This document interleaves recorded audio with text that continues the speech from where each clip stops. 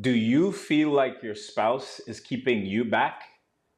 Well, have you ever tried to pursue something and you felt like your spouse was the one who was the hater in your family? In this video, I'm going to explain the things that you could do to be able to get your spouse and yourself to be on the same page. So, as you guys know, my name is Keston Glasgow, and I'm going to be jumping into something that I think is really saucy. And hold on, matter of fact, we got to go live. So let me go live on Instagram. You guys know that I'm doing this live. And so we're connected. Now we're connected on Instagram. So now we got all streaming happening. So again, my name is Keston Glasgow, and I made a post this morning in my stories on Instagram. If you don't follow me on Instagram, it is Kes on Purpose, Kes on Purpose. So go follow me on Instagram. But this morning I made a post talking about people who you may not want to tell what you're doing until you fulfilled the thing. And the example I gave was when my wife and we were getting into real estate. I said to her, I said, hey, babe, because of the investment that we're going to make, I believe we shouldn't share, not even with our families, the investment that we were making into this real estate coaching program. Because at that time it was $30K that we were investing in ourselves. And because the people that's around us that haven't upgraded their mindsets, they're of a different mindset, we felt like the best thing to do was to not share with them exactly what we were going to do, just so that they don't abort our vision. Because approval is one of the things that makes most people abort their vision.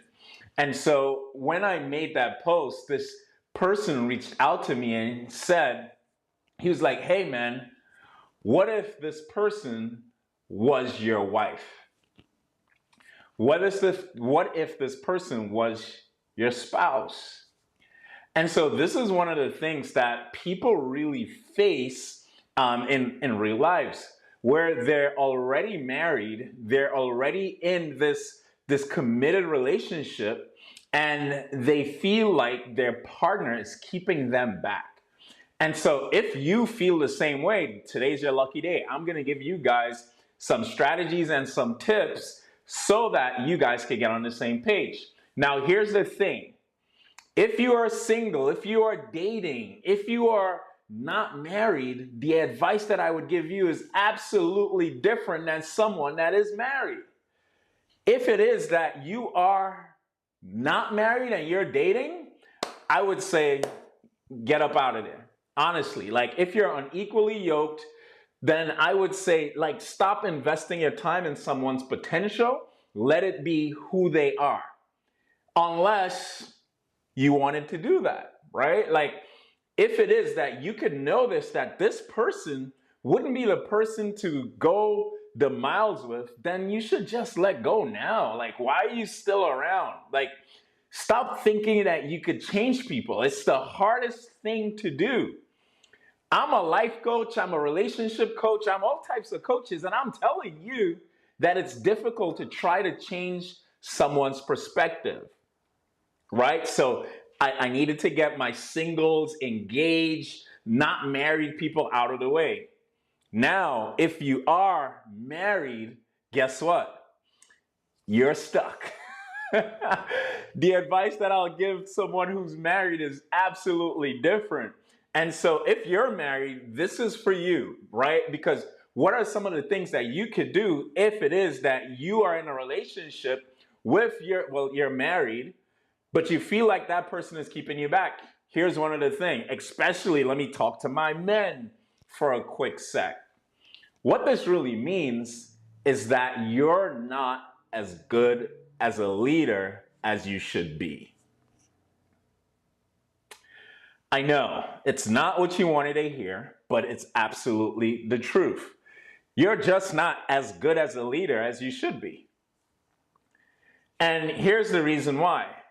Because, and I like to take things from a business approach, guys.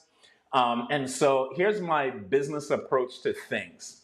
If it is that you had if you had an employee who was underperforming, what would you do? You would decide before firing them, you would try to give them skills and tools and things so that they become the person you need them to become. Because as an employee, as someone who has employees, we got to know, is this person lacking the skill? Do they lack the skill? My assumption for when someone is married is that this person doesn't necessarily lack the skill right now, because otherwise you would have never married them. And here goes the thing, right, guys? When it is that you get into a relationship, you get into a marriage, and you guys were on the same level, but then you went to a course, you went to a program, you went to a seminar, you upgraded your chain of thought, and now you're mad and you think that your spouse is behind.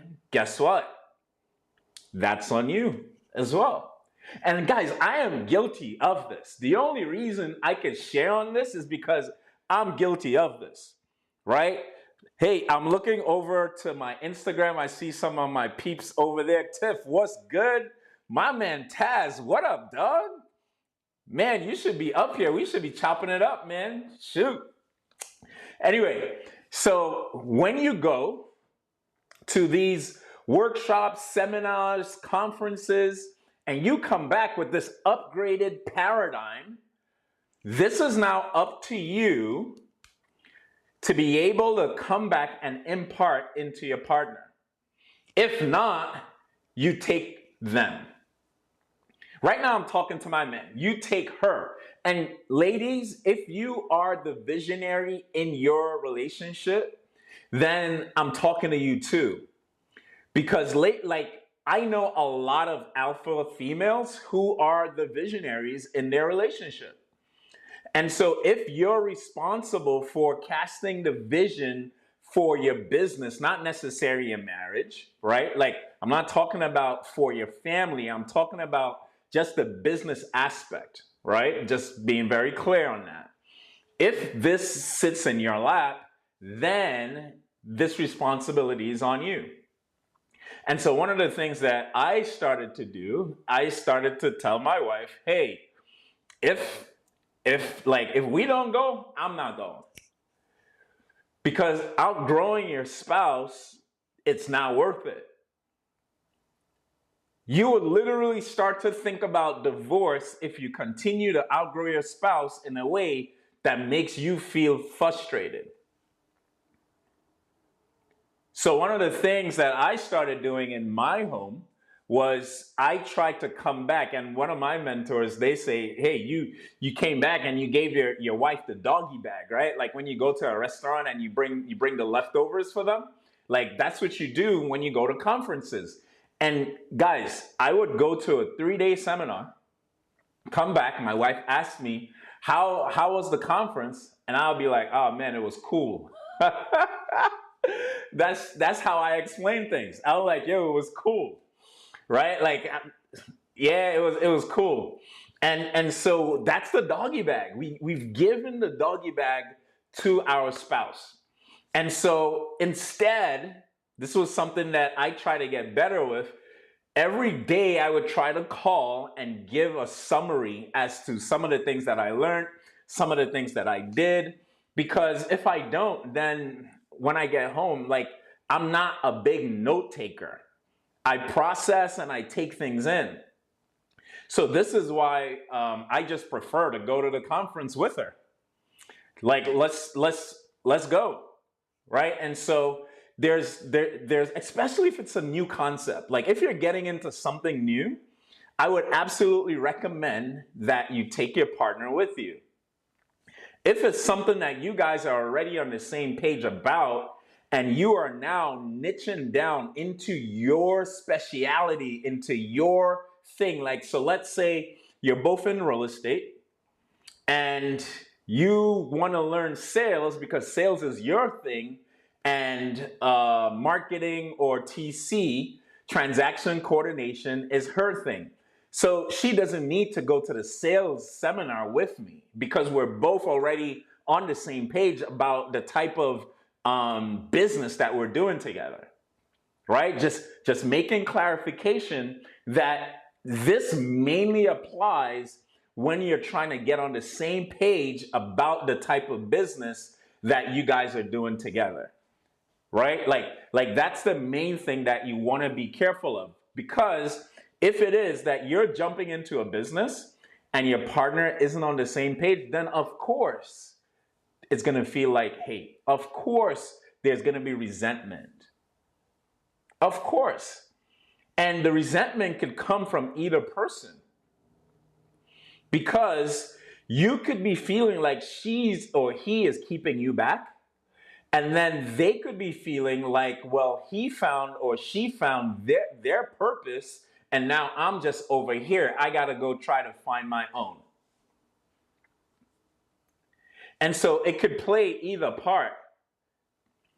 And so being able to slow down, and right now, even in our business, I would say I'm leading in what most people would say as in me pursuing my purpose, right? Like the business, the coaching, and all of that. I wouldn't say that that's my wife's purpose. And we've had this conversation many times over, because I always say to her, I'm like, hey, babe, like in your pursuit, like I want to make sure that you don't ever start feeling resentful or anything like that. And so what's the thing that we do together? And so we continuously have conversations around that. But then she would say, I believe my purpose right now is serving you. Like serving you with what we're doing here. And so that's acceptable, because now we're on the same page. Now we're going. But you know what I had to do for us to even get on the same page? 2.5 years off of social media.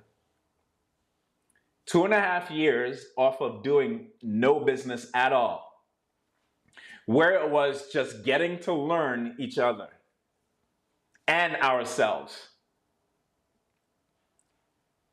And so as a leader in your home, you have to decide how important it is to you for you guys to work together or to be on the same page. Because if it is that you are not certain and you guys are not on the same page, then you're only going to grow apart. You're only going to grow apart. And so some people feel like they're going to be missing out, and man, I'm getting older, I got to do it now. And like, guys, I'm telling you, that's all in your head. It's all in your head. Would you rather slow down, and I'm just going to give you what I did for 2.5 years to move faster together, or would you rather continue going? You're probably never going to reach your potential because of the mental space that's taken up from you and your partner not being on the same page. Would you rather that with the potential of actually getting a divorce?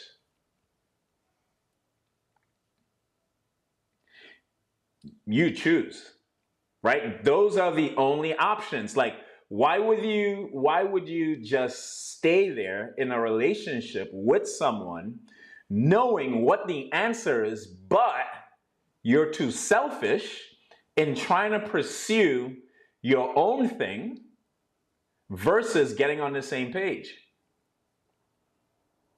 And this is what I've found, guys. A lot of times it's really one person being selfish. This is what it comes down to. You're too selfish in only wanting to pursue you and what's good for you versus what's good for the family. And as a leader, as a visionary, as someone who's responsible for your entire team, it's better to slow down to move faster. Now, this is the way how I view things. I know these are my thoughts, but my home is very happy. Are there things that we're always working through? Like always. We have a coach on deck, right? Like we have a marriage and relationship coach on deck that helps us navigate business and marriage. So is it always perfect? No. You like guys, you need a tune-up. My coach has a coach, right? And so because when you're navigating this dynamic ebb and flow of the balance that we have and have created between our marriage and our business, you're going to need somebody to continuously help to bring things together. So in summary, as I wrap up, one, you got to be a better leader. If you feel like the person in your home is the enemy, the first thing you got to do is you got to be a better leader. Number two, you're going to need to ask yourself if you're willing to pay the price to do the thing that you need to do so that the team could come together. If you're willing to pay the price, then more than likely your team would stay together. If you're not, and you're like, man, I'm getting older, I got to get this done now, then you guys would more than likely grow apart. And the reason why this is so important to me is because I want to see more people survive entrepreneurship and have healthy marriages and relationships. Because from my perspective, and it's only from where I sit, I coach a lot of people, and I keep seeing marriages fail because they have not been patient or even slowed down enough to understand their partner, because they're only trying to fulfill their own selfish goals and visions and dreams. Now, if that's you, I don't know what to say. I can't help you, right? That's not my core value. My core value comes from making it all work. And tomorrow, I'll share with you where this core value came from. I'll share with you some of the things that I've been through, and I'll just give you a quick preview.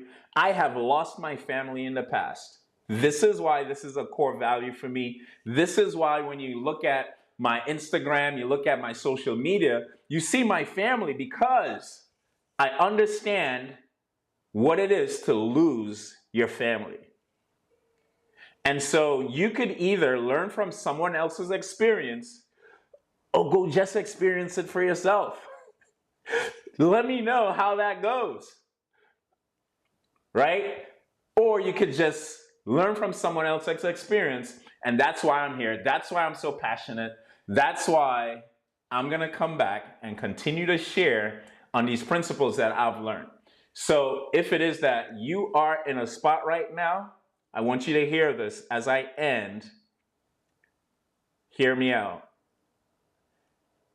Success without fulfillment is the ultimate failure. Peace and love until tomorrow, guys. Catch you guys tomorrow. Peace.